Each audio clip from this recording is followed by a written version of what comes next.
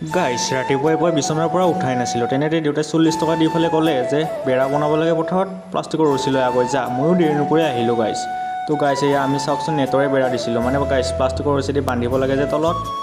আৰু গাইছ বহুত গৰম দিছিলে, সেইবাবে দেউতা আৰু গাঁৱৰ দাদা এজনক মই পানী আনিলোঁ পানী খাবলৈ। তো গাইছ গৰমত মোৰো অৱস্থা নোহোৱা হৈ গৈছিল, সেইবাবে মই কাষৰে দমটোত ধুনীয়াকৈ এক গল পানীত গা ধুই এনজয় কৰিলোঁ। তো গাইছ ইমান যে গৰম পইচা জিকি গৈছিল দেই, মানে পেইনতে আছিল গাইছ। তো গাইছ লগে লগে ঘৰত আহি কণী এটা খাই লৈ শক্তি কৰি মই লাগি গ'লোঁ বালি কৰোৱাই দিয়ক। মানে গাইছ বহুত দিন আগতে আমি বালি আনি থৈ দিছিলোঁ ঘৰটো বনাম বুলি, আৰু মাজতে বাৰিষা আহি যোৱাৰ কাৰণে ঘৰটো বনাবলৈ পৰা নাছিলোঁ। এতিয়া গাইছ ঘৰটো বনাব লাগিব যে, আৰু গাইছ আমাৰ গাঁৱৰ ৰাস্তাবোৰ বনাই আছে সেইবাবে। তো গাইছ এনেকৈ গধূলি হ'ল, মই লগৰজনৰ লগত আহিলোঁ কিবা এটা কামৰ বাবে চৌকা লৈ।